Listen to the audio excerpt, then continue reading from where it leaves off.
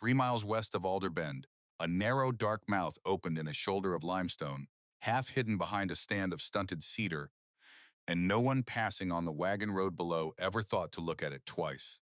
Above that opening, while every chimney in the valley poured thick white smoke into an iron sky, only the thinnest gray thread of it rose from a crack in the stone, barely there at all. Inside, in a wool dress with her sleeves pushed up and no coat against the cold, a widow named Adelia Kessler laid two small logs into a squat stove of stone and clay, while her two children played barehanded on a warm plank floor. Down in the town below, families split cordwood until their hands cracked and still woke to frost, climbing the inside of their walls. The deepest cold in 40 years had settled over the country like a second sky, and it was not passing. A man named Silas Dunmore, who grew rich selling wood to a frightened town, had already begun to whisper that the widow would take her children down into that hole and never bring them up. But the mercury on her wall held near 80 on 2 logs a day, a number that would soon force the whole valley up the ridge to see it.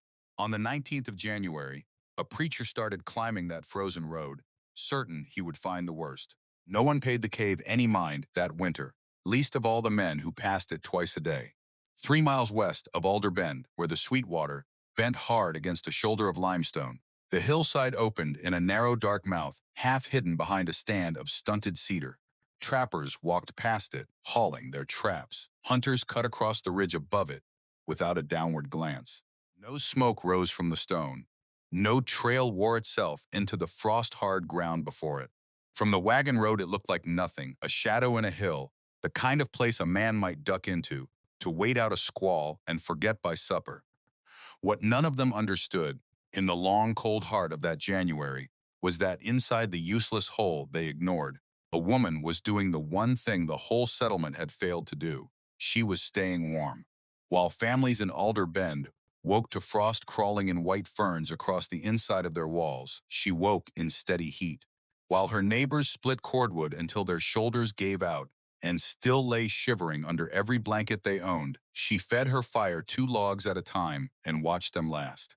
The town believed that surviving a Wyoming winter meant fighting the cold, meeting it with more wood, more flame, more will. She had come to believe something the rest of them had not. The cold could not be beaten by force. It could only be outlasted by understanding.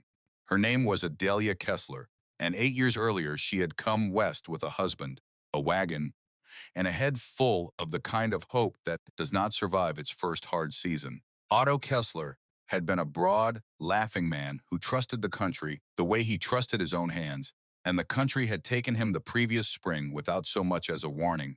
The Sweetwater ran calm and brown that morning, swollen with snowmelt off the mountains, wide and slow and deceptively gentle. Otto had crossed it 100 times. He crossed it once more to bring back a mare that had wandered, and the river folded over him where the current ran deep beneath a skin of quiet water. They found him downstream against a lodged cottonwood, and Adelia dug the grave herself while 2 neighbors said the words she was too hollow to say. The men who came that day brought shovels and sympathy in equal measure. By summer, the sympathy was gone. By the first hard frost, only the winter remained, and Adelia faced it alone with 2 children and a cabin that had never once kept them warm. Her daughter Brigretta was 9 that year, a solemn, watchful child who noticed everything and said little, the sort who could tell you which way the weather would turn by the way the swallows flew. Her son Emile was 5, all restless motion, forever in her skirts, or under the table, or halfway out the door into weather that would have chilled him to the bone if she looked away too long. She loved them with the particular ferocity of a woman who had already learned how quickly the country could reach in and take what she loved. That fear did not paralyze her. It sharpened her. Every decision she made from the day Otto went into the ground, she measured against a single question, plain and merciless: would her children wake up warm? The cabin they lived in sat at the ragged eastern edge of town, thrown up years earlier when lumber was cheap and the optimism of new arrivals ran high. It had square corners, a plank floor, and a stone chimney that leaked smoke back into the room whenever the wind swung around out of the north, which in that country was most nights. Adelia earned their keep with a needle. She mended coats for freighters, patched trousers gone through at the knee, cut and sewed shirts for the loggers and trappers who passed through Alder Bend on their way to somewhere colder. The work kept flour and salt pork on the table. It had never once kept the fire burning through a whole night. The winter before, she had burned 9 cords of good wood, split and hauled and fed into the stove log after log, and still she had wakened to ice, thickening on the inside of the glass, and her children curled together under wool with their breath fogging beneath the blankets. She had lain awake through those nights, listening to the fire settle into embers, doing the arithmetic she could not escape, knowing there was not enough wood in the territory that she could afford to keep the cold from crossing her threshold. The problem was never that she lacked fire. The problem was that the fire did not stay. Winter in that country was not a storm you weathered and forgot. It was a siege. It did not come with drama or announce itself. It arrived quiet and patient and enormous, and it settled over the land like a second sky, and it waited. It waited for the man who had cut 1 cord too few. It waited for the family that had chinked the north wall in a hurry. It did not rush because it did not need to. It only had to be there, every hour, pressing, while the people inside their thin wooden boxes burned through everything they had to hold it back. By the end of that summer, Adelia understood she needed something more than resolve. She needed a different idea entirely. It came to her not as a revelation but as a memory, dredged up on a sleepless night from the bottom of her childhood. She rose in the dark, careful not to wake the children, and knelt at the trunk where she kept the few things that had traveled with her from the life before this one. Beneath a folded quilt and her wedding dress, she found the slate. It was a plain gray tablet the length of her forearm, its edges worn smooth, and scratched into its face in a careful, deliberate hand was a drawing she had watched her mother make when Adelia herself was no older than Greta. Stove, but not a stove like any that stood in the cabins of Alder Bend. Squat, thick-bodied thing of stone and clay, its firebox, small, its heat channeled through a long, winding passage of masonry before the smoke was allowed to leave. Her mother had built one once, back east in the first hard years of her own marriage, and Adelia remembered the winter it made. She remembered being warm. She sat a long while with the slate in her lap, running her thumb over the grooves her mother's fingers had cut. Her mother had been a hard, clever woman who read the land the way other people read scripture, who knew that stone held heat and gave it back slow, who understood that a house did not need a bigger fire, so much as it needed to stop letting the fire out the top. Adelia had not thought of that drawing in 15 years. Now it sat in her hands like a door she had walked past 1,000 times without ever trying the latch. The next morning she remembered the cave. 2 summers back, foraging for choka cherries along the limestone ridge, she had ducked out of a sudden rain into an opening no wider than a doorway, expecting a shallow hollow and finding instead a chamber that widened fast into a room near 20 feet across, its ceiling arching high before it tapered toward the back. The cave ran some 40 feet deep into the ridge. Water wept along the stone near the mouth when the rain was heavy, but the deep part of it stayed dry as a flour barrel. And the rock, even in the swelter of July, had been cold to the touch. She had stood in that coolness, with rain, hammering the hillside outside, and thought nothing of it at the time beyond a moment's gratitude. She thought about it now with everything she had. Stone held its temperature. It changed slowly. It drank in warmth and released it just as reluctantly, and the deep rock of that ridge sat all year at a single steady coolness, unmoved by the furnace of August or the killing wind of January. A cabin failed not because its fire was small, but because its walls surrendered every scrap of heat to the wind and every rising warmth to the sky. But the hillside had already done the work no cabin could do. A great thickness of limestone stood between that inner chamber and the weather, more than any wall a man could raise. The country had built her an insulation no money could buy. The settlement, when word of her thinking leaked out, had opinions and did not keep them to itself. A house belonged above the ground, with a chimney that drew clean and a roof a man could point to with pride. Living in a hole was what desperate people did before they could afford real walls. A thing to be climbed up out of, not climbed down into. It felt like going backward. It felt like giving up. Adelia let them talk. She had buried her husband with her own hands and watched the sympathy of good people evaporate with the summer heat. And she had discovered somewhere in that long grief that the good opinion of Alder Bend would not keep a single child of hers warm for a single hour. What people thought a home should look like had never once stood between her family and the frost. She meant to build something that would. In the last week of September, she began to haul. Before the light came up and after her needle was laid down, on the Sundays after the preaching when other families rested, she carried the makings of a shelter up the wagon road and along the ridge to the cave. Rough-cut lumber pulled from the disc pile behind the sawmill, the boards too knotted or too short for a builder to want. Clay dug in heavy gray clots from the riverbank and hauled in a barrow. Flat stones scavenged one at a time from the tumbled foundation of a homestead the country had already reclaimed. Dried moss gathered by the sackful. Pine pitch. She told no one what she was making. She asked no man's leave. Greta helped where a 9-year-old could help, steadying boards, packing moss, while Emil mostly played among the cedars with a pair of carved wooden animals as his mother worked. What Adelia was building was not a house. She was building a smaller warmth inside a shelter the earth had already made, and the earth's part was the greater part by far. The cave alone would not save them, and she knew it. The rock held a steady coolness, but coolness was not warmth, and any heat she made inside it would bleed straight into the stone, through the soles of her feet and the palms of her hands unless she found a way to stop it. Cold air sank. Warm air rose and fled. So she did not try to warm the cave. She built a room inside the cave and set out to warm only that.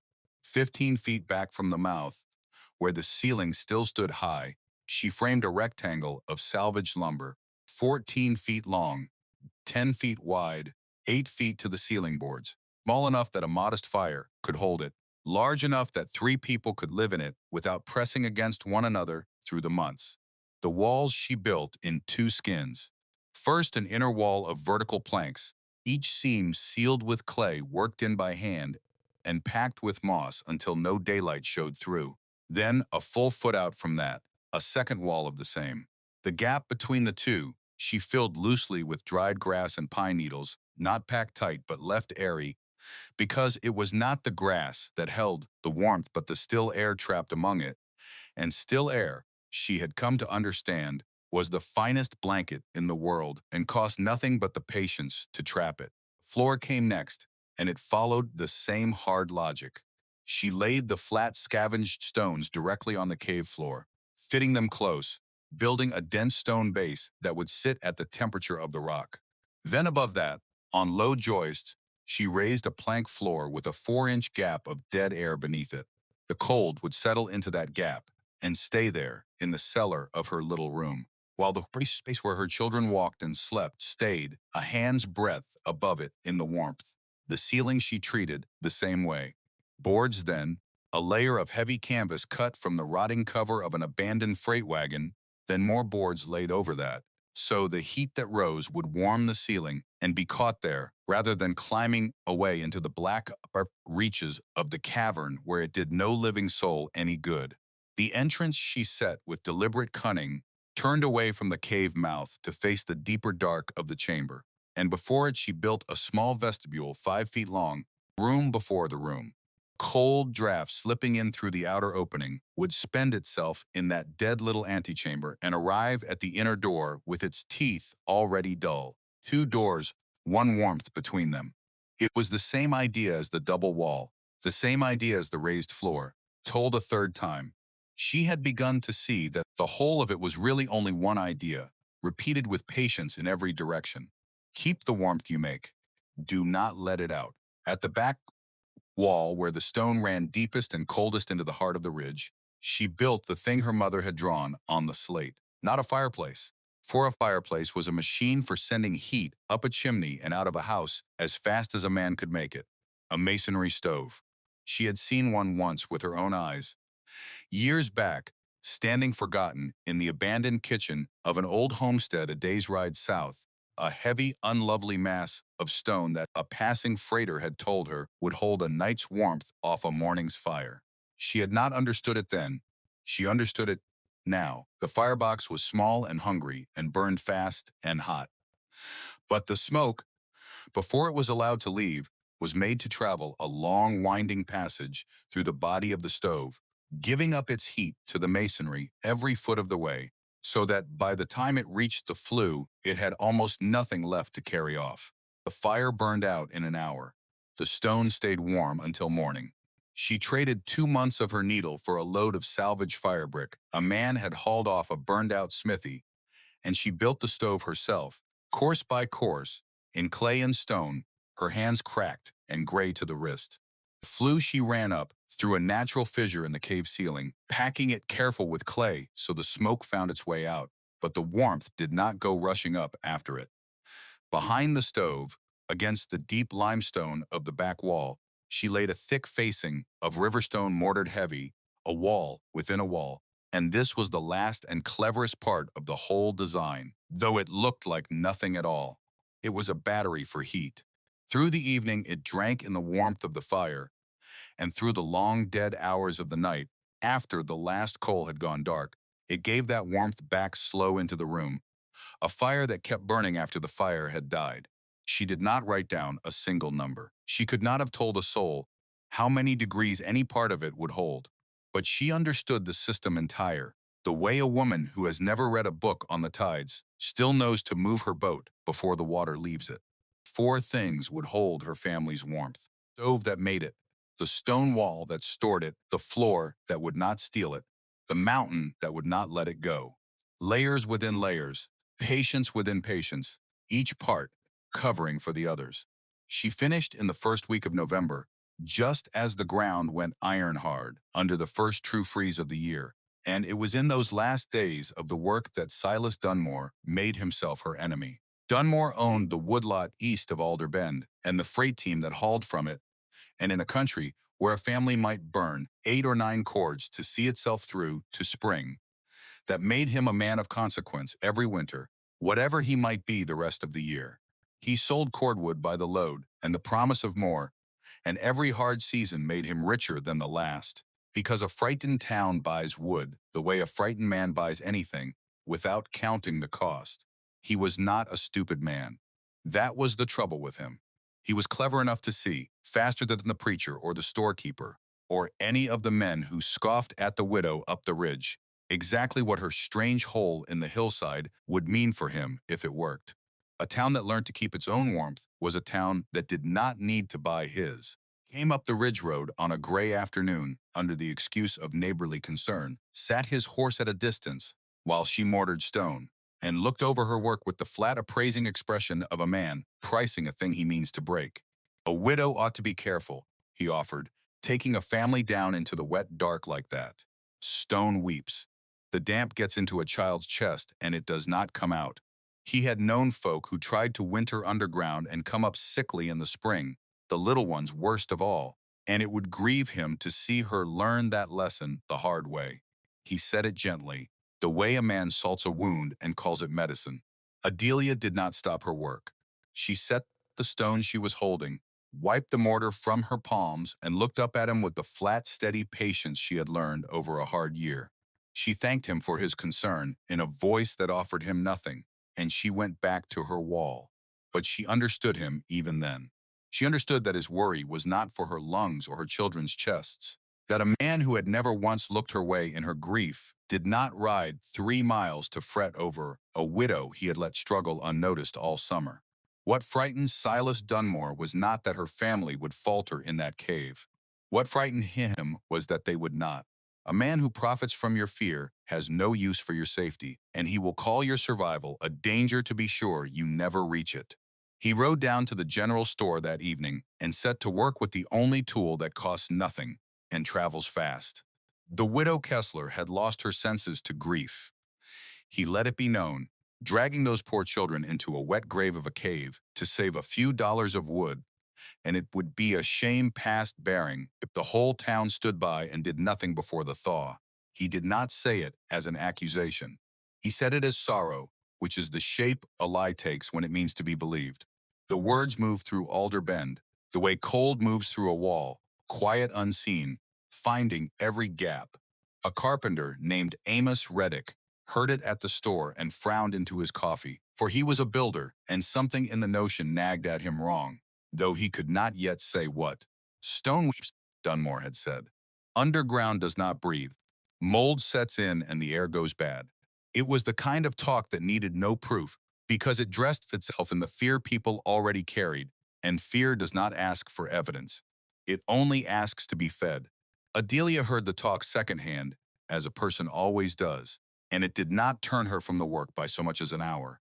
She had stopped a long while ago, asking the town's permission to keep her children alive.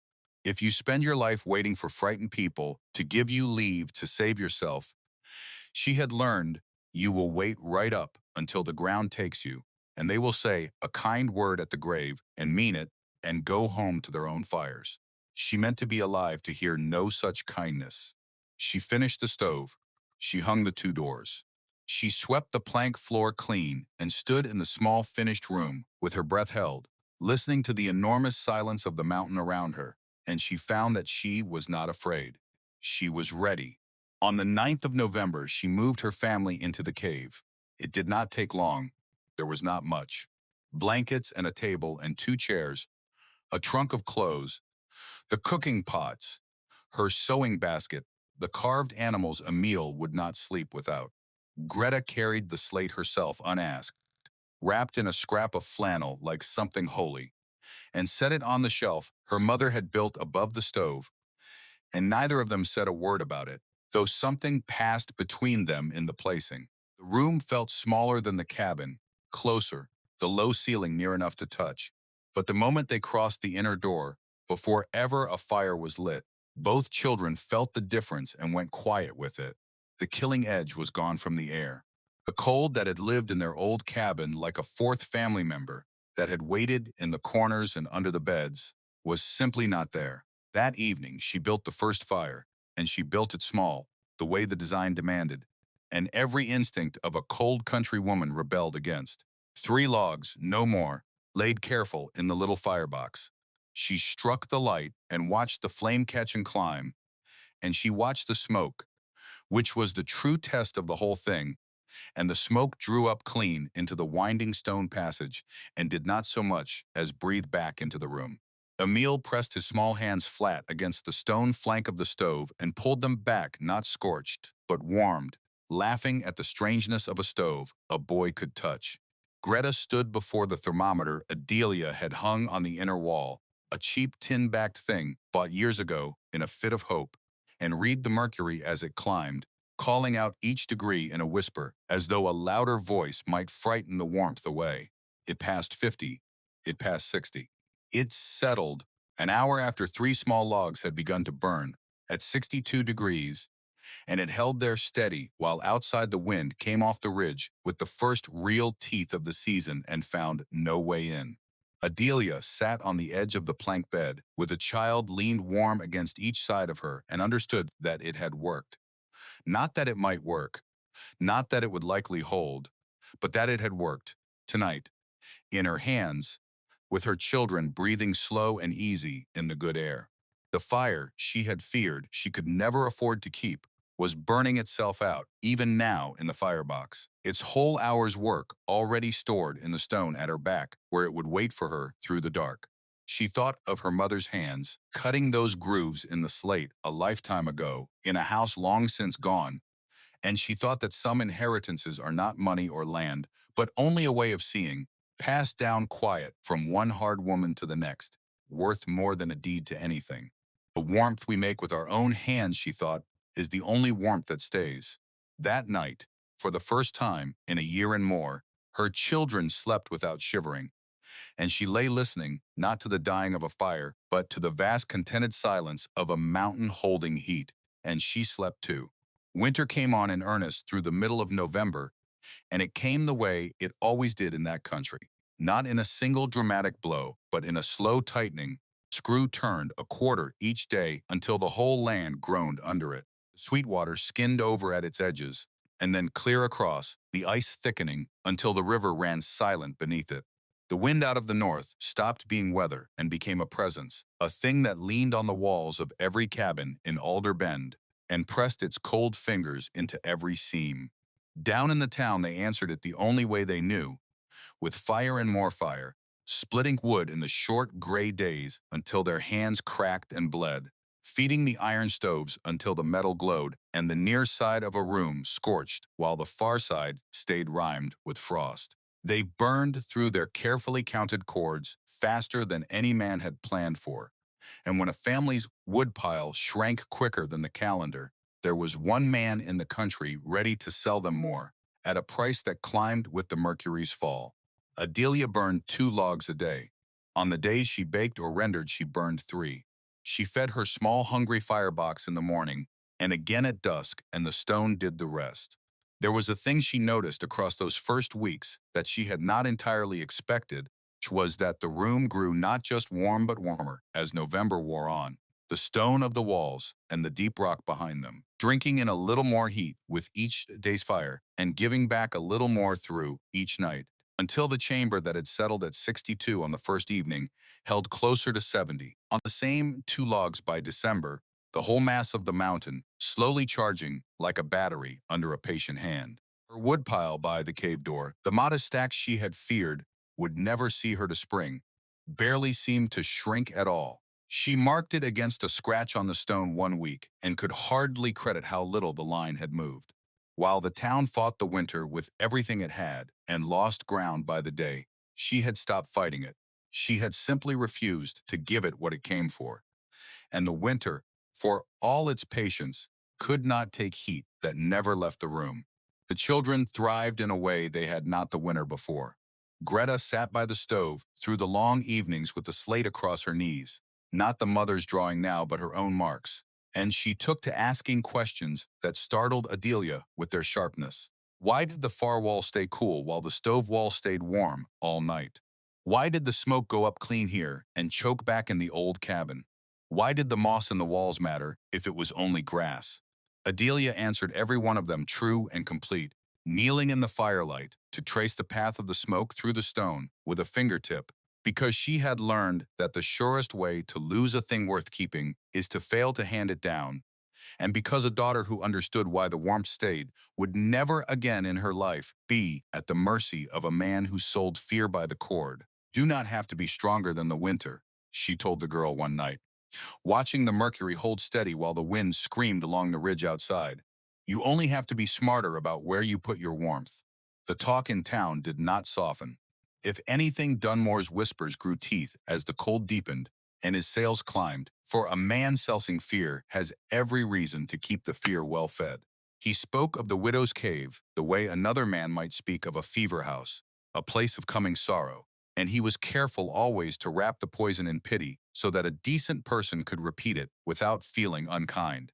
Amos Reddick heard it all and said little, but the builder in him had begun to turn the thing over in the quiet of his own cold cabin, where he burned 7 logs a day and still woke to frost on his blanket. He knew stone. He knew that a root cellar dug deep held its cool against the hottest August, that the ground below the frost line never froze at all, that a wall of packed earth kept a chill better than any board. If the ground held cool against the summer, some stubborn back corner of his mind insisted, then it must hold warmth against the winter just the same. If only a person knew how to keep the warmth from running out the top. He did not say this aloud. He was not ready to set himself against the whole town's certainty on the strength of a feeling. But he watched the ridge on the cold mornings, and he saw what he could not stop seeing, which was that every chimney in Alder Bend poured thick white smoke into the iron sky, burning wood as fast as hands could split it, while from the fissure above the widow's cave there rose only the thinnest gray thread, barely there at all. The cold that had been merely severe turned, in the first week of the new year, into something the oldest men in the country had not seen in 40 winters. It came without a storm to announce it, which was the terror of it. On the 6th of January, the temperature fell 28 degrees in the span of a single afternoon, the mercury dropping through the glass like a stone through water, and by the black hour before the next dawn, it stood at 26 below zero, and there it stayed. Not a snap, not a passing cruelty to be endured for a night and shaken off. It settled in and it did not move, day after day after day, a cold so total that the air itself seemed to have weight, stole the breath from a man's chest the moment he stepped outdoors and turned the spit in his lawn to ice before it fell. Alder Bend met it the only way it knew, and one household at a time, Alder Bend began to break. Wood that had been rationed to last was burned in a single desperate week. Chimneys that had drawn clean for years began to backdraft in the strange, dead pressure of the deep cold, sending smoke curling down into the rooms until families flung open their doors into 26 below just to breathe, losing in one gasping minute all the warmth it had cost them a day's wood to make. Water froze solid in the buckets an arm's length from the stove. The Pruitt family, in one of the soundest built houses south of the town, burned near a cord every 4 days, and still the frost crept in white along the seams of the floor, and Mrs. Pruitt took to heating stones in the fire and wrapping them in cloth to tuck around her children as they slept. And she told a neighbor, in a voice gone thin with exhaustion, that she did not see how they would reach March if the cold did not break. It did not break. And the one man in the country, with wood still to sell, went from door to door in the killing weather, and to families with little left, he named a price for a load of cordwood that no honest man would speak in daylight. He watched them find the money, because a mother with a cold child will find money that does not exist. And he called it the cost of hard times and slept well on it. 3 miles west, inside a room the size of a large kitchen, walled in stone and grass and dead still air, Adelia Kessler and her 2 children woke on the morning of the 7th of January to a room that stood at 68 degrees. She had burned 2 logs the evening before. The wind on the ridge that dawn was a solid moving wall of cold that would have felled an unsheltered man in an hour. And she stood at her doorway in a wool dress with no coat and looked out at it the way a person looks at a river from a bridge. Near to it, untouched by it, behind her Emil sat on the warm plank floor, rolling his wooden horse across the boards, his cheeks pink, his hands bare. Greta was already at the stove, feeding it the single morning log, reading the mercury as it woke and climbed, calling the numbers soft the way she always had. And this morning there was something almost like defiance in her small voice as she read them, as if she knew, young as she was, that every degree the glass gained was an argument the whole town was about to have to answer for. Adelia did not yet know that the deep cold which was breaking Alder Bend would be the very thing that forced town at last to climb the ridge and look. She only knew that her fire was small and her children were warm and the mountain at her back was holding fast, and that somewhere down in the frozen settlement a preacher had begun, that very week, to make his rounds among the suffering, and that his list of the town's most desperate households had at the top of it, underlined twice in his careful hand, the name of a widow the whole country had agreed to pity, living in a hole they had all agreed she could not manage. He would climb the ridge before the week was out, expecting the worst. What he was going to find, instead, in the third cruel week of that January, was about to change everything. Reverend Josiah Prentice climbed the ridge road on the 19th of January, with his collar turned up and his prayer book buttoned inside his coat against his chest, and he climbed it braced for grief. 13 days the deep cold had held without a single hour's mercy, and in those 13 days he had knelt beside more suffering than he had seen in a decade of ministering to a hard country. He had sat with a man whose hands had gone the wrong color in a barn where the wind came through the boards like a knife. He had prayed with a family who had burned the last of their fence rails and were eyeing the legs of the kitchen table. He came to the widow Kessler's cave last on his rounds, not because she mattered least, but because he dreaded it most. For he had listened to the talk in town all winter, and he expected to find at the top of that frozen ridge a mother and 2 small children in a bad way, worn down by the damp and the cold, while everyone agreed to pity them, and no one climbed up to look. What stopped him first, 100 yards off, was the smoke, or rather the near absence of it. Every roof in Alder Bend that morning pushed a thick white column into the flat gray sky, wood burning as fast as frightened hands could feed it, the whole town breathing out its warmth in great desperate plumes. Above the limestone ridge there rose only a thin gray thread, so faint against the overcast that he stopped and squinted to be sure he saw it at all. First thought, and it turned his stomach, was that the fire up there had gone out. His second, as he forced his legs on up the frozen road, was a confusion he could not yet name, because a cave with a dead fire in 26 below should have shown no life at all, and yet there was that thread of smoke, small and steady and alive. He came to the mouth of the cave and found the wind behaving strangely, sliding past the opening rather than driving into it, so that the killing gale that had followed him up the ridge seemed to lose its purchase in the last few feet. He called out, his voice cracking with cold, and a moment later she appeared out of the dark of the entrance, and the sight of her stopped the breath in him worse than the weather had. Adelia Kessler stood in the opening of that cave in a plain wool dress, with no coat upon her shoulders and no shawl, her sleeves pushed up her forearms as though she had come straight from some indoor work, and behind her in the shadows, two children moved without the hunched, rapt stillness of the cold he had seen in every other house that week. Coming out of it, Reverend, she offered, stepping back to let him pass, and be sure the outer door is closed behind you. The vestibule took him first, that small dead room between the doors, and even there, before the true warmth, the change was so complete that he stood a moment simply breathing it, because the air did not bite.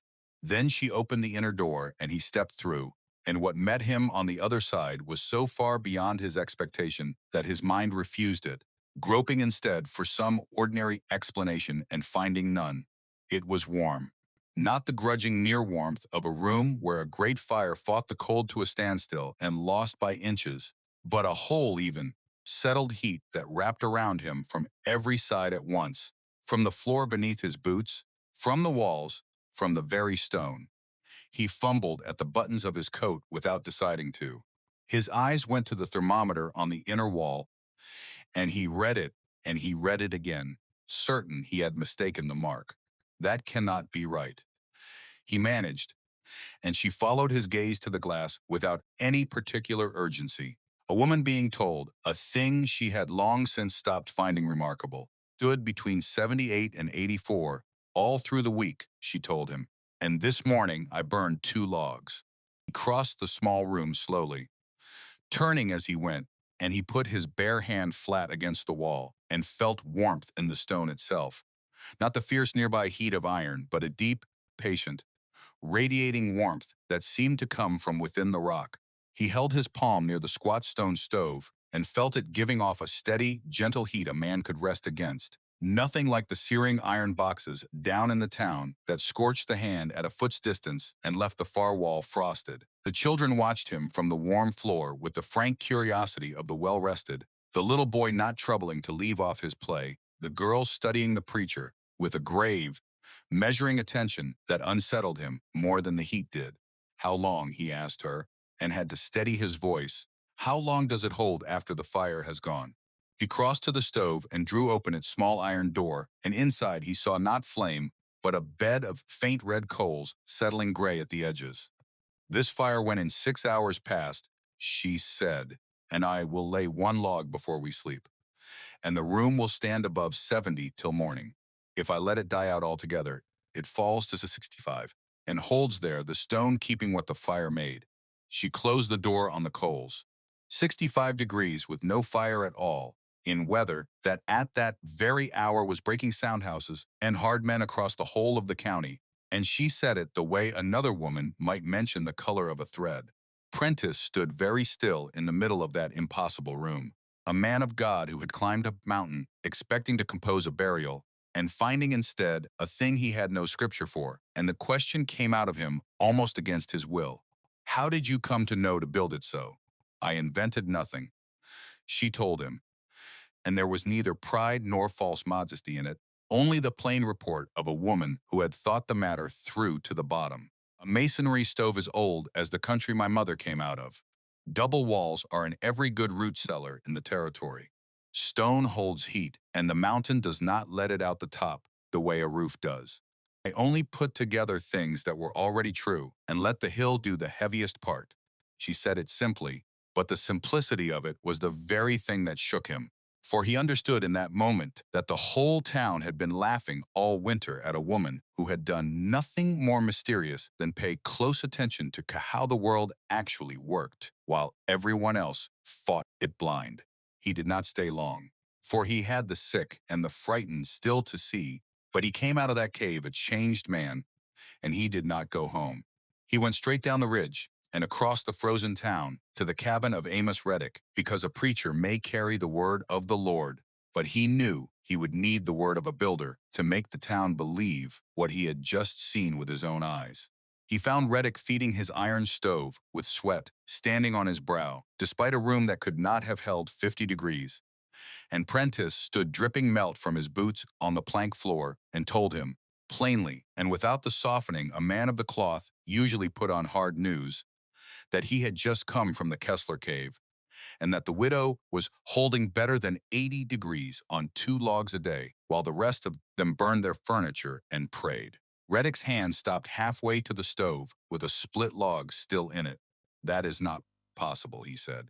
The something that had been nagging at the back of his builder's mind all winter had already come fully awake, and even as the word left his mouth, he did not fully believe his own objection.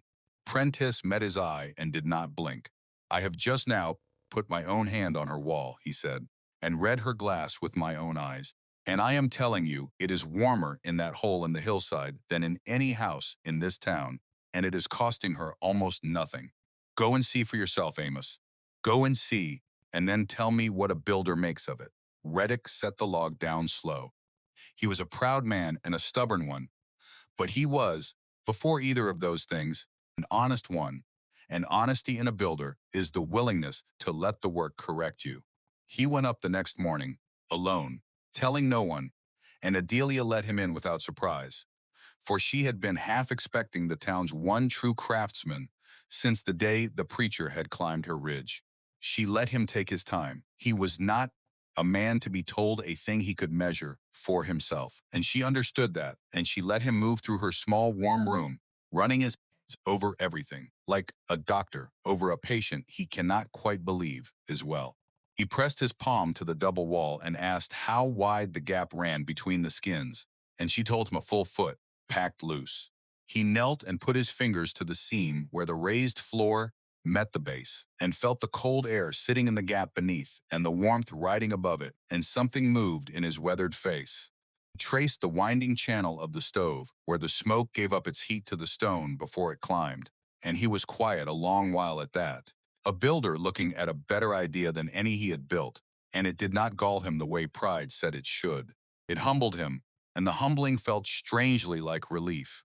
You put a foot of dead air in the wall, he said at last, half to her and half to himself, and you raised the floor off the cold stone, and you made the smoke walk through the rock before you let it go. Every one of those I have seen somewhere, in a cellar, in a smokehouse, in an old country stove. He turned and looked at her with an expression she had not been shown by anyone in that town in a very long time, which was respect without any pity mixed into it. Nobody put them all in one room before, he said. That is the whole of it, is it not? Nobody thought to put them all together. And she inclined her head, because that was exactly the whole of it. And the two of them stood a moment in the shared understanding of people who have arrived at the same true thing by different roads. Amos Reddick went back down into Alder Bend that afternoon a convert, and a convert who could build, which was a far more dangerous thing to Silas Dunmore's winter trade than any widow up a ridge. Reddick did not make speeches. He was not a man of speeches. But when a neighbor asked him, sour and doubting, whether he had truly gone to gawk at the mad widow's grave cave, Reddick looked him level and said that he had gone up a skeptic and come down a student, and that the widow Kessler understood more about holding heat in a wall than any man who had ever built a house in that valley, himself included, and that the only madness he had seen on that ridge was the madness of a whole town freezing within sight of the answer. The neighbor did not know what to do with that, for Reddick was not a man given to wild talk, and when Amos Reddick called a thing sound, it had a way of becoming true in the minds of practical men. Word of the builder's verdict moved through the frozen settlement, faster and heavier than any of Dunmore's whispers, because it carried the weight of a man who had nothing to sell. Where the town had passed the widow's cave from mouth to mouth all winter as a coming tragedy, now a different current began to run beneath the talk, quieter, more uncertain, the current of frightened people beginning to wonder whether the thing they had mocked might be the thing that saved them. One by one, and then two by three, they began to climb the ridge. Not all of them. Pride kept some down in their cold houses to the bitter end, and fear kept others frozen where they were, unwilling to be seen, crawling to a woman they had helped to scorn. But enough came. Each one crossed the two doors, braced for a wet, dark hole, and found instead that steady, wrapping, mountain-held warmth. And each one felt the same thing turn over in their chest, which was the particular shame of having laughed at the person who turns out to have been right all along. They came with questions now, instead of pity, and Adelia answered every one of them without a trace of triumph, for she had discovered that a person who has been proven right has a choice to make about how to be right, and she chose to be useful rather than vindicated. How thick the walls, they asked her, and how wide the gap, and what manner of stone held the heat best, and could a masonry heater be fitted into a standing cabin without tearing the whole of it down? She knelt in the firelight and drew for them on the slate, the same slate her mother had drawn upon, turning her mother's old lines into new instruction, showing a trapper how to pack a double wall and a homesteader how to raise a floor off the killing cold. She turned no one away, and she charged no one a cent, and every soul who climbed back down that ridge carried in their head a piece of the thing that was going to change how the whole valley wintered. A trapper named Jonah Pike, a lean and solitary man who lived alone in a cabin north of the town and had wintered rough his whole life, came up more from stubbornness than belief, meaning to find the flaw in it that the rest were too soft to see. He found none. He went home and framed a second wall along the north face of his cabin, the side that took the worst of the wind, and he packed the foot of space between the two skins with dried moss the way she had shown him. And within the week, the inside of his one cold room stood a full dozen degrees warmer than it had, on no more wood than he had burned before. He came back not to thank her, for he was not a thanking man, but to tell her plainly that she had been right and he had been a fool, which from Jonah Pike was the same as a hymn of praise. The frozen days ground on, and the deeper the cold bit, the sharper grew the contrast between the town that fought and the widow who understood. Down in Alder Bend, the punishment of those who had not adapted went from hardship into something near catastrophe. Chimneys cracked clean through under the strain of the thermal shock, the fierce inner heat against the killing outer, cold-splitting mortar that had stood a decade. One backdrafted so badly in the dead night pressure that a family woke to a room gone thick and blue and had to fling wide the door and stand shivering in 26 below until the air cleared, trading their whole night's warmth for the simple ability to breathe. The Pruitts, in their sound south house, burned the last of their planned wood in the third week and sent to Dunmore for more. And Dunmore came, and the price he named for a single load was near 3 times what it should have been. And Mr. Pruitt paid it, because a man with children does not haggle over the wood that stands between them and the frost. Delia heard of that price the way she heard of most things, secondhand, from a homesteader's wife who had climbed the ridge for advice on her fireplace, and it sat in her chest like a coal that would not cool.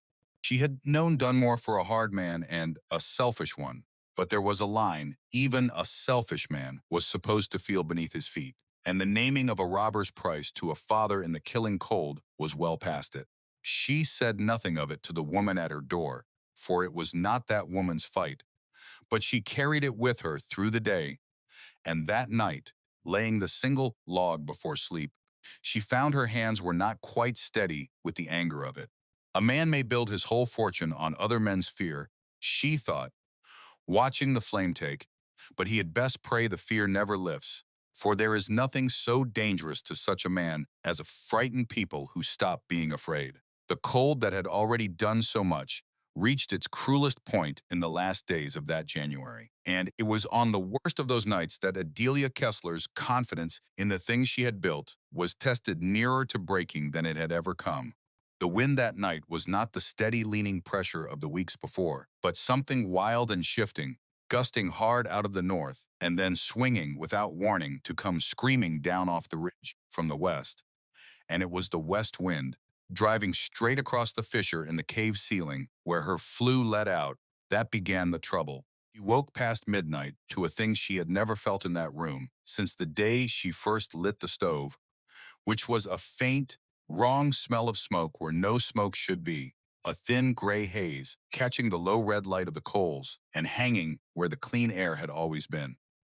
She was on her feet before she was fully awake, her whole body understanding the danger a half second before her mind named it. Flue was not drawing. The savage west wind was pressing down across the mouth of the fissure and pinning the smoke where it should have risen, and the smallest breath of it had begun to seep back into the room. She crossed to the stove and felt the draft gone slack and dead in it, and a cold that had nothing to do with the weather went through her because she understood in an instant that the one thing she had never planned against was a wind that could reach down a chimney and hold the smoke inside the house. She did not let herself feel the fear yet. There was no time for it. She woke the children with quick, sure hands, keeping her voice low, and even so, that neither of them would catch the alarm running under it, telling Greta to take her brother's hand and bringing them both up out of the warm bed and through the inner door into the vestibule, that small dead room between the two doors where the air was cold but clean, and she wrapped them both in a wool blanket snatched from the bed and told them to stay there and breathe easy, that Mama had a small thing to set right and would be but a moment. Greta looked up at her mother in the dark of the vestibule with those grave, watchful eyes, understanding more than a 9-year-old should have to. And she did not cry and she did not ask a foolish question. She only drew her little brother in against her side and pulled the blanket up around them both. And she said, in a voice that was steadier than Adelia's own heart in that moment, "We are all right here, Mama. Go on and set it right." And Adelia went back through the inner door alone into the room where the thin smoke hung, and she pulled her collar up over her mouth and her nose, and she set herself to save the thing she had built before it turned on very family it had kept safe all winter. She threw open the outer door first, a hard choice that cost her precious warmth but bought her clean air moving through, and the cold poured in savage and immediate. Then she took the long iron poker she used to bank the coals, and she went to the place where the flue entered the fissure, and she worked at the smoke channel, trying to break whatever grip the pressing wind had taken on it, and for a terrible stretch of minutes, nothing changed, the smoke hanging stubborn, the draft dead, the room growing hazier while the heat she had hoarded all winter bled out the open door into the night. In that stretch of minutes, alone in the haze with her children wrapped safe in the clean air of the vestibule behind her, Adelia Kessler came the closest she had come in all that long hard winter to believing she had made a terrible mistake. Every doubt the town had spoken over her, every whisper Dunmore had loosed, every pitying word about the mad widow who would take her children down into a hole rose up at once in the smoke-stung dark and pressed on her harder than the wind pressed on the ridge. She had gambled everything on an idea.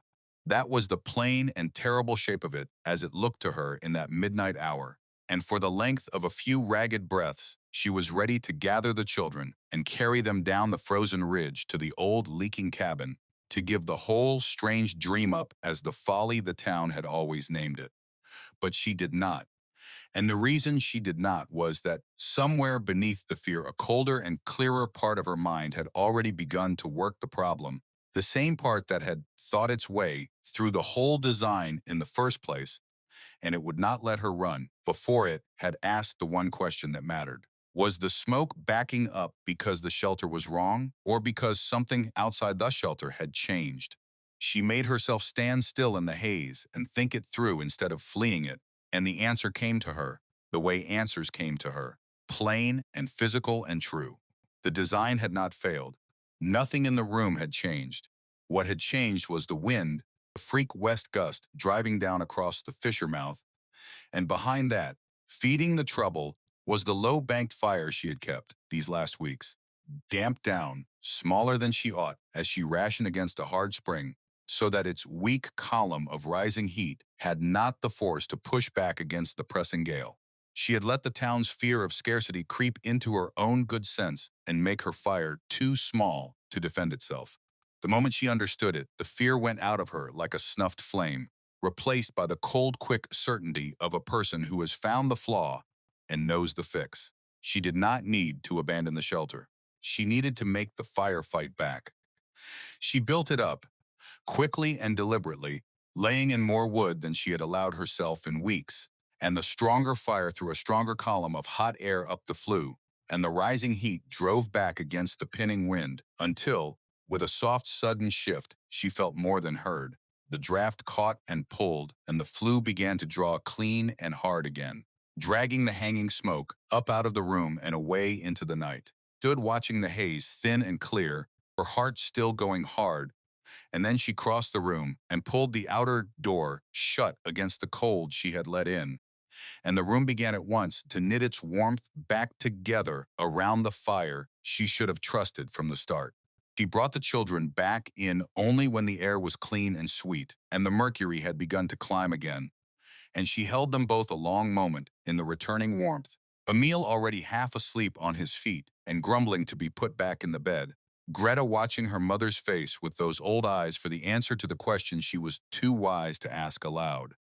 "It is set right," Adelia told her softly, smoothing the girl's hair back from her forehead. "It is set right, and it will not happen so again, because now I understand it better than I did an hour ago." And that was the truth of it, the whole hard gift of that frightening night. For she had learned that a thing you have built with your own hands will teach you where it is weak, if you have the nerve to stay and listen instead of running. The design had not betrayed her. It had shown her its one flaw, and in the showing had made itself stronger. She did not sleep again that night. She sat up by the good drawing fire with the slate across her knees, and she worked out the correction the way her mother would have, not with numbers, but with a clear-eyed understanding of how the air and the heat and the wind would move. The trouble had two parts, and each part had a fix. The first was the wind's grip on the fissure mouth, and against that she would build a simple stone cowl over the opening, a little hood of mortared rock that would break the force of any gust before it could press down into the flue, so that no future west wind could ever again reach down and pin her smoke inside the room. The second was the fire itself, and here she made herself a rule she would not break again for any fear of scarcity, which was that a low fire banked too small was a false economy that risked everything to save a log, and that a proper evening fire built strong enough to hold a hard-driving draft was worth every stick it cost. She had let the town's terror of running short into her own good sense, and it had nearly cost her, and she would not let it in again. Over the following days, she built the stone cowl over the fissure, working in the killing cold with her hands wrapped against the wind. And Amos Reddick, hearing of the hard night from the homesteader whose fireplace Adelia was helping to mend, came up unbidden to help her set the last stones, the two of them working together in the wind without much need for words, two builders finishing a repair. When it was done, he stood back and looked at the little hood of rock and nodded slow. And he told her that he would be putting one of the same over every masonry flue he built from that winter forward, that she had found in one hard night a lesson it might have taken a builder 10 years to learn. He took the sense of it, which was that the things she had suffered through would now protect people she would never meet.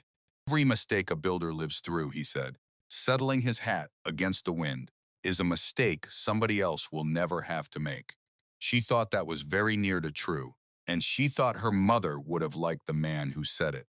The hard night, which might in a lesser design have ended the whole experiment and vindicated every doubter in the valley, instead did the opposite, for the story of it that spread through Alder Bend was not the story of a shelter that had failed, but of a woman who had faced its one weakness in the black heart of the night and mastered it, and had come out the other side with the thing made stronger. The town that had begun the winter laughing at her and had spent the deep cold slowly ceasing to laugh now began, cabin by cabin, to actually build. A homesteader named Hattie Sutton, who had climbed the ridge early and listened close, tore out the greedy, open fireplace that had never once warmed her home and built in its place a simple masonry heater of river stone and clay, following the drawing Adelia had scratched for her on a shingle. And when she lit it the first time, her wood consumption fell by very near half, and she wept at the sight of the mercury, holding steady through a night that would have had her burning logs by the armful the winter before. Not everyone changed all at once, and not everyone changed everything, for that is not the way practical knowledge moves through a wary people. Some took the whole of it and rebuilt from the ground.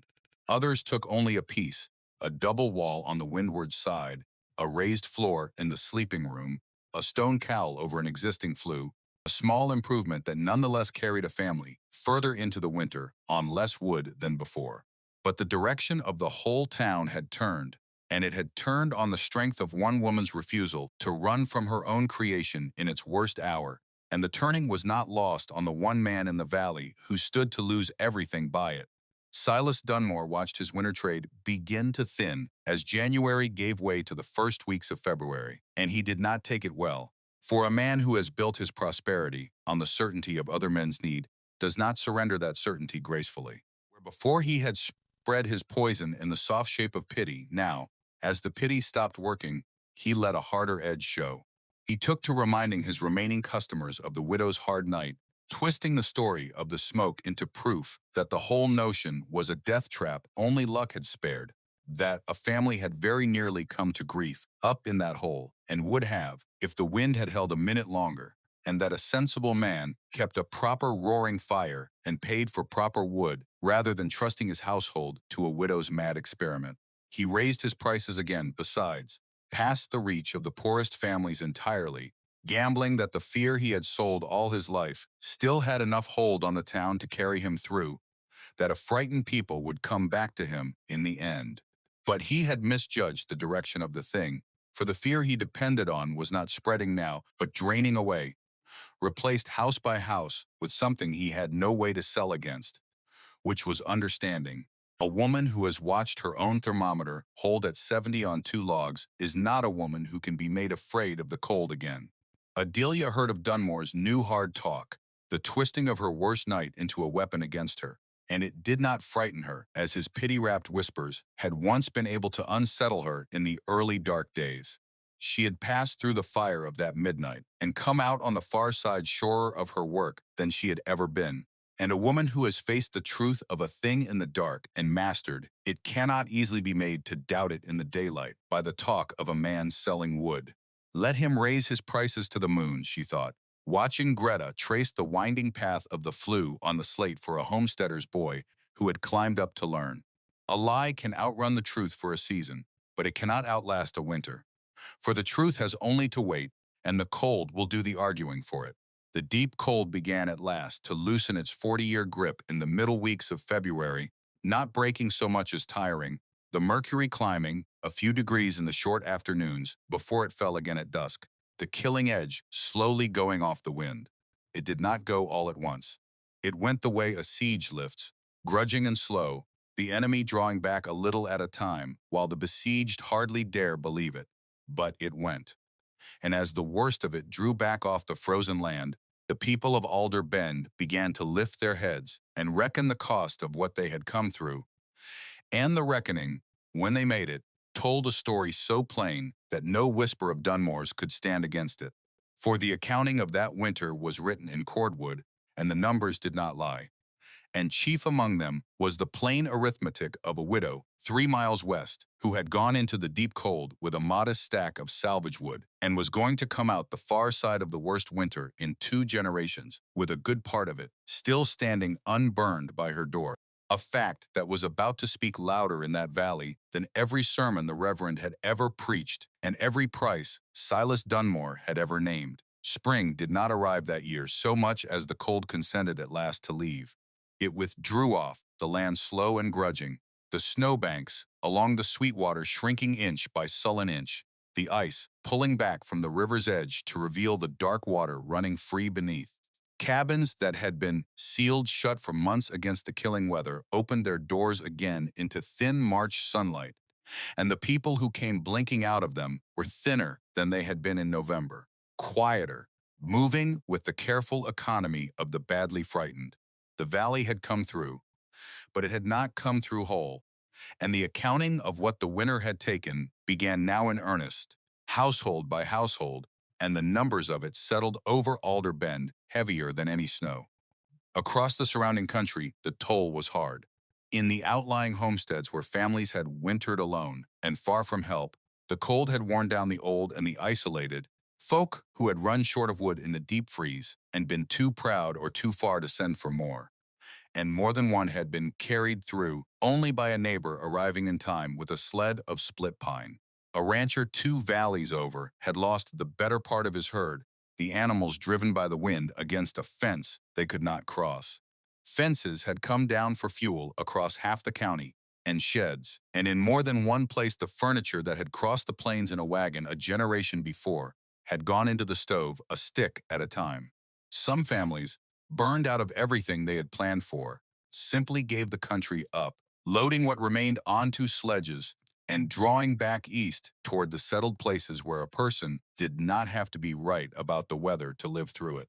The winter had asked a hard question of every soul in the valley, and it had not accepted excuses for a wrong answer. In Alder Bend itself, every family had come through the winter alive, which in that country and that season was a thing worth marking, and the reason they had was beginning, slowly, to become a thing the town could no longer pretend not to know.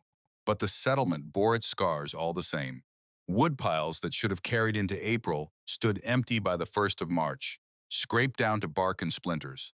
Savings that had been years in the making had gone up the chimneys of iron stoves in a matter of weeks, converted into ash and a little warmth that had not even stayed. Men who had counted their cords carefully in October and thought themselves prudent had watched their arithmetic fail them, had burned in a single desperate fortnight what should have lasted 2 months, and they carried now the particular shame of the careful man who has been proven, by something larger than himself, to have not been careful enough. Against all of that stood a single plain fact, and the fact was a woodpile.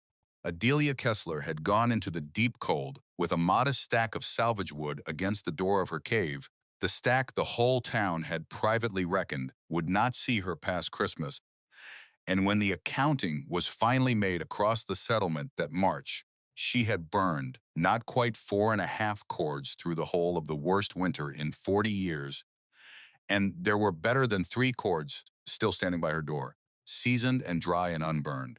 That number moved through Alder Bend faster than fire ever had, because it was a number no man could argue with, a number that owed nothing to the reverend's belief, or the builder's word, or the widow's own quiet certainty. It simply sat there in the thin March light, 3 cords of unburned wood beside a warm cave, while every other woodpile in the valley lay scraped to the frozen ground, and it said, more plainly than any voice could, the whole town had spent the winter fighting a war the widow had known how to win without a battle. They came to the ridge now, not out of curiosity, and not even out of the grudging half-belief of the deep cold weeks, but out of a plain hunger to understand a thing they could no longer afford to dismiss.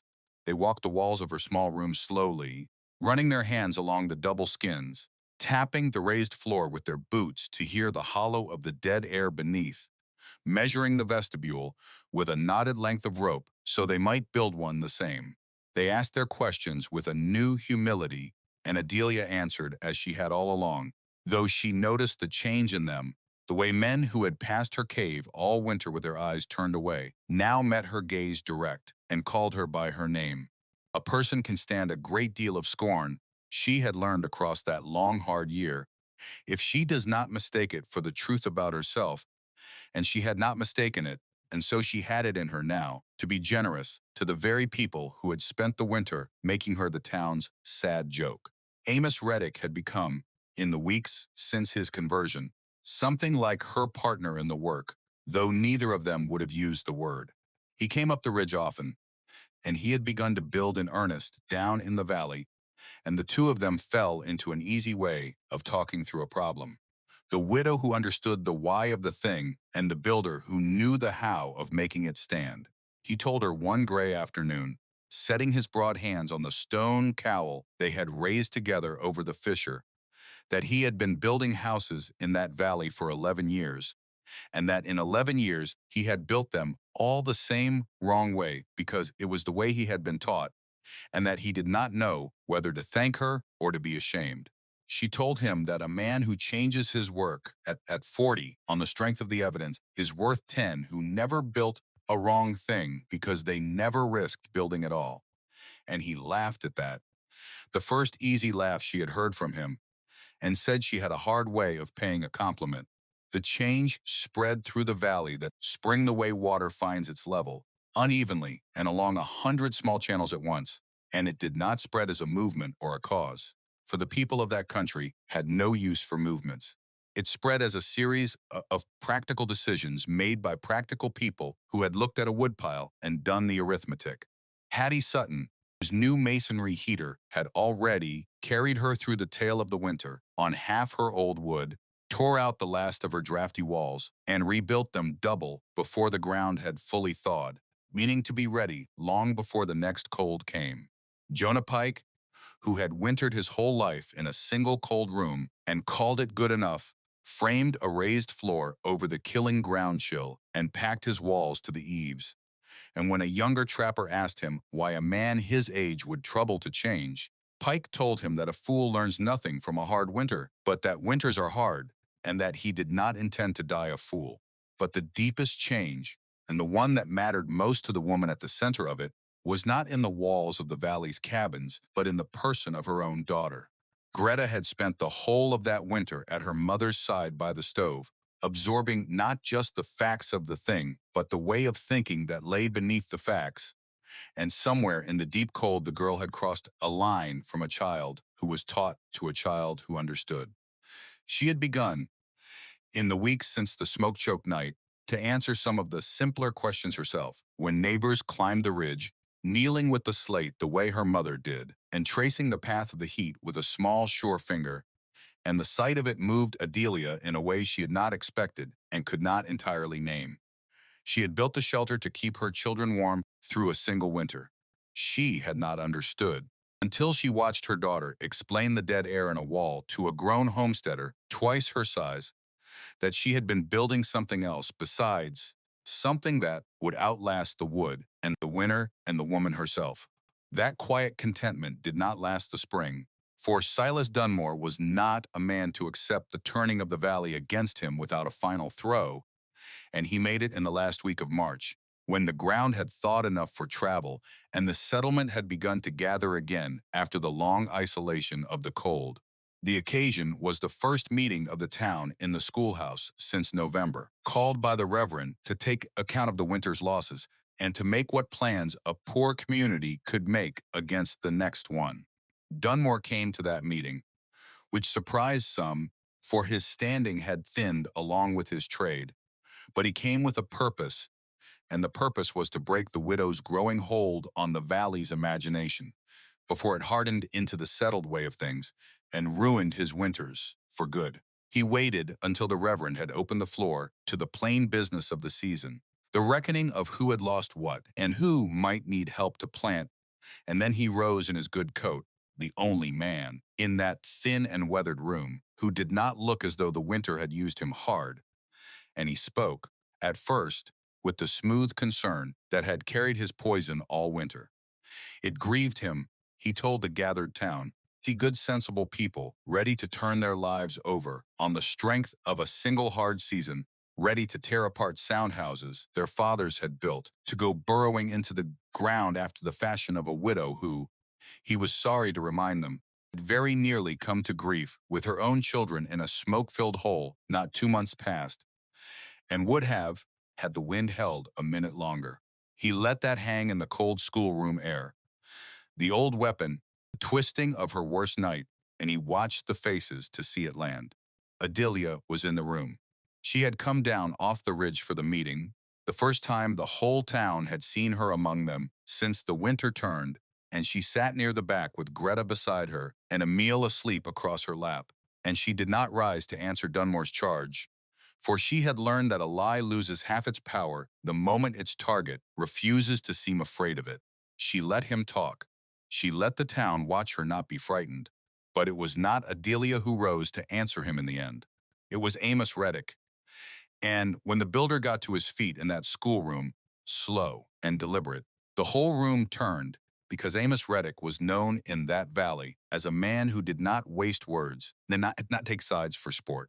Reddick did not raise his voice. He never did. He looked at Dunmore across the room the way a man looks at a board that has warped, with a kind of tired professional disappointment, and he said that he found it a curious thing that the one man in the valley who had lost money over the winter was the one man in the valley still afraid of a warm house. He let that turn in the room a moment. Then he did the thing that finished Silas Dunmore in Alder Bend, which was not an accusation but a simple accounting, laid out plain in a builder's flat, unhurried voice. He told the town what a load of Dunmore's cordwood had cost in October and what the same load had cost in the third week of January when the deep cold had families burning their fence rails, and he named the price. Dunmore had asked the Pruitts for a single load with their wood gone and their children cold, near 3 times fair, and he let the town do its own arithmetic on the character of a man who had watched his neighbors suffer and seen in it a chance to grow rich. The room did the arithmetic. Adelia watched it move across their thin faces, the slow split turning of people who have been shown a thing they half knew and had not let themselves look at square. A man is known by what he does when his neighbor is cold, Reddick said into the quiet, and he sat down, and he said no more, because no more was needed. Dunmore stood a moment longer in his good coat, in a room that had gone entirely against him, and he understood, as a man of his kind always understands such things a beat too late, that the fear he had sold his whole life had finally run out, and that a man who has nothing left to sell but fear is a poor man indeed in a town that has stopped being afraid. He did not answer the builder. There was no answer to make. He gathered his hat and he left the schoolhouse, and the winter trade that had made him a man of consequence in that valley left with him. For a people who have learned to keep their own warmth do not come back to the man who charged them to be cold. Adelia felt no triumph in the watching of it, which surprised her a little, for she had carried of that Pruitt price in her chest for 2 months, and might have been forgiven a moment's satisfaction at seeing it laid at last on the man who said it. But satisfaction was not what she felt as Dunmore's steps faded on the schoolhouse porch. What she felt was closer to a weary grief for the plain waste of it, for a clever man who might have done so much good in a hard place, and had chosen instead to make a trade of his neighbor's fear, and had ended by making himself poor in the only wealth that lasts in a small country, which is the good regard of the people you must live among. The ruin of a bad man is a smaller thing than folk expect, she thought, watching the door swing shut on the cold spring evening. It is not the villain's fall that saves a town. It is the town deciding it no longer needs to be afraid. With Dunmore gone from the field, the last resistance to the new way of things went out of the valley, and the spring turned from a season of reckoning into a season of building. But the deepest work of that spring, for Adelia, was not any wall or heater raised in the valley below, but a reckoning of her own, long delayed, with the trunk at the foot of her bed and the life she had folded away inside it on the day she buried Otto Kessler. She had not opened that trunk past the slate all winter, had not had the room in her for grief while survival took every hour she owned, but with the killing pressure of the cold at last lifted off her family, grief she had set aside came back for its due, the way it always does, and she let it come. In the trunk, on a still evening with the children asleep, and beneath the wedding dress and the folded quilt, her hand found the thing she had known was there and had not let herself touch, which was a bundle of her mother's letters, brittle and creased, carried across half a life, the last words of the hard, clever woman who had cut the stove into the slate a lifetime before. Adelia had read them last in the first raw weeks of her widowhood, when she had been too hollowed by loss to take much from them, and she read them now by the steady light of the stove her mother's drawing had taught her to build, and she found in them a thing she had missed in the blur of her grief. Her mother had written, in the last letter before she died, of the winter she had built her own masonry stove in a drafty house in a hard country, and of the neighbors who had laughed at her for it, and of how the laughter had turned to asking, when the cold came, and she had written a line her daughter had read once through tears and not truly heard. "You will be tempted," her mother had written in a hand grown shaky near the end, "to keep what you know to yourself, for you will earn it through hard use and hard scorn, and it will feel like yours. Do not.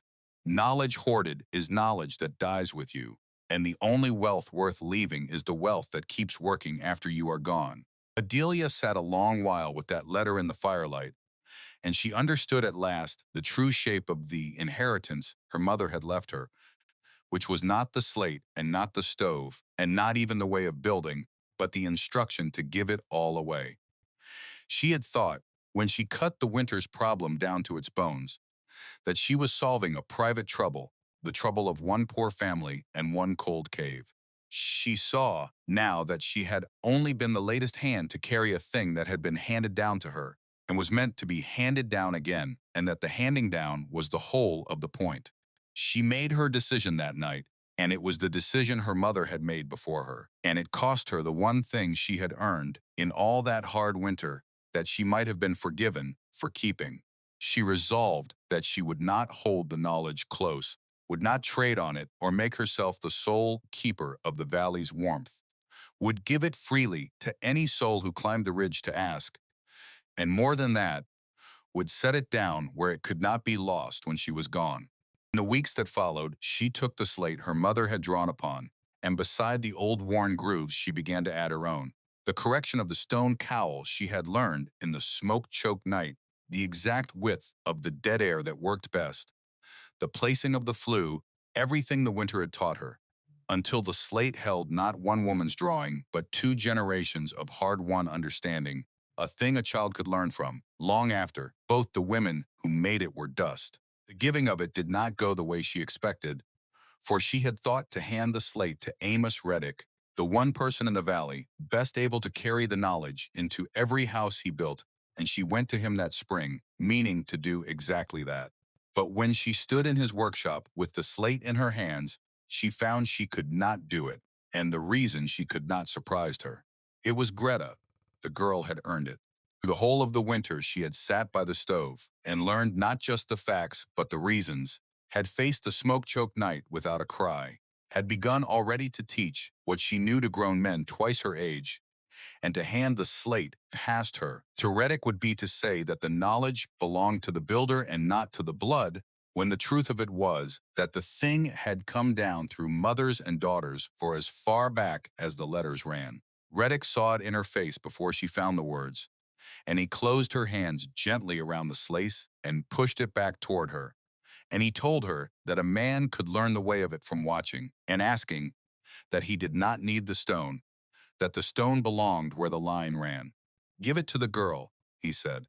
"I will build 100 warm houses in this valley and be glad to, but the stone should go where it has always gone." So it was Greta who received the slate on a spring evening by the stove that had taught them both, and Adelia gave it to her not as a keepsake but as a charge, the way her own mother had given it to her, with the same instruction and the same trust.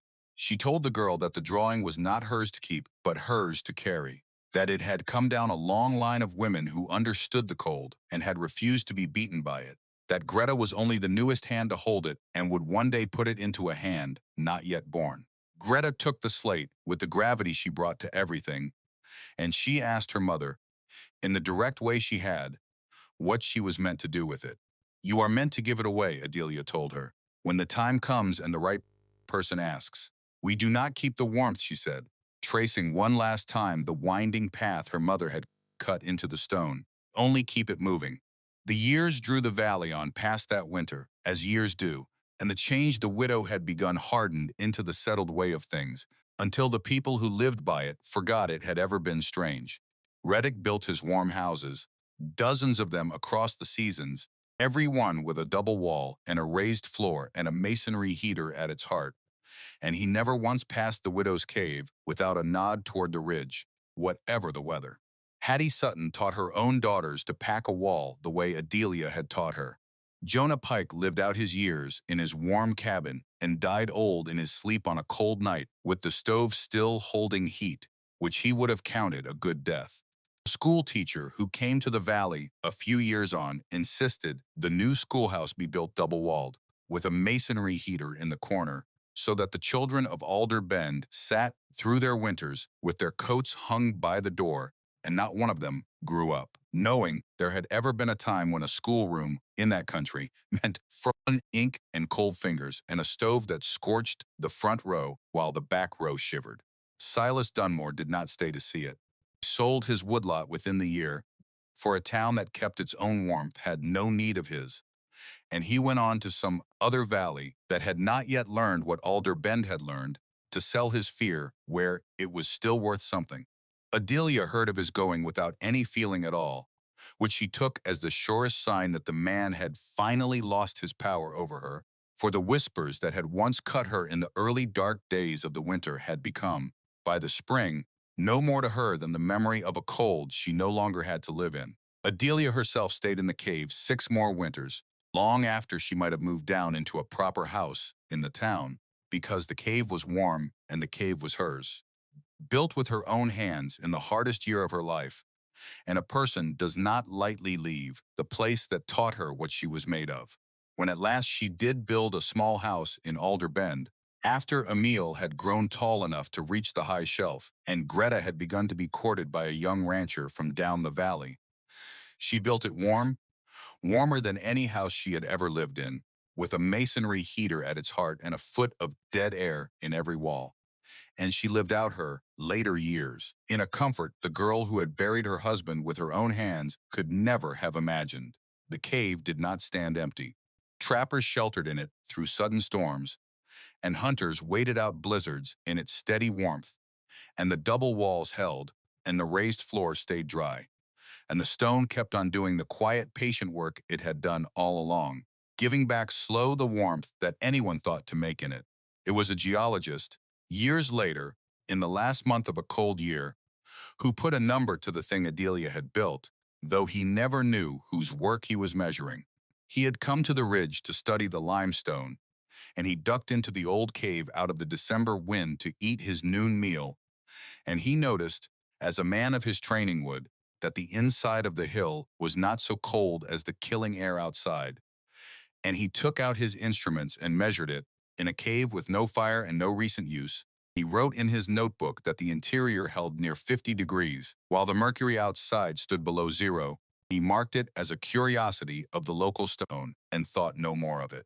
But it was not the stone alone that held that warmth.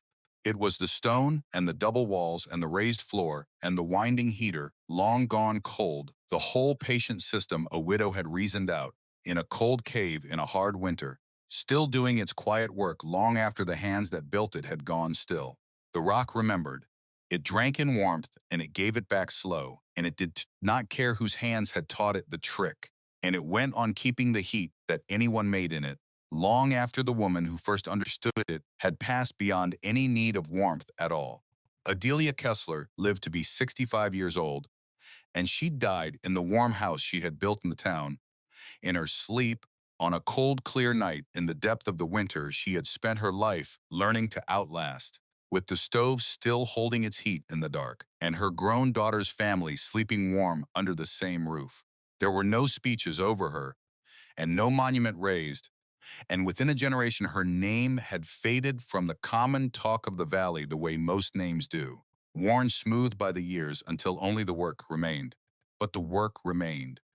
It stood in the walls of 100 houses, in the warm schoolroom, in the way a whole valley had learned to think about the cold, in a slate passed down from a grandmother she never met to a granddaughter not yet born. And it stood most of all in the plain understanding, carried now by people who had never heard the widow's name, that warmth was never a matter of the biggest fire, but of keeping what you made, that a person did not have to be stronger than the winter, but only wiser about where she put her heat. She had invented nothing, and she had never once claimed to. She had only listened, in a year, when everyone else was too busy fighting to hear, to the plain patient way the cold and the stone and the still air actually behaved.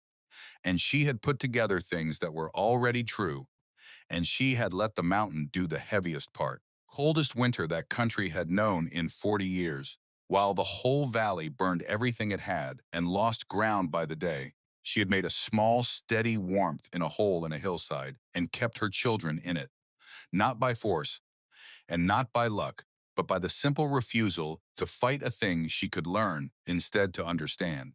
The cave still sits on the ridge west of where the town used to be, its mouth a dark, patient shadow in the limestone, its interior holding the temperature of the deep rock through every season the sky can throw at it. Limestone does not forget. It absorbs, and it holds, and it gives back slow, and somewhere in the patient memory of that stone, there is still, if you know how to feel for it, the last quiet warmth of a woman who understood that the only inheritance worth leaving is the one that keeps on giving heat after you are gone.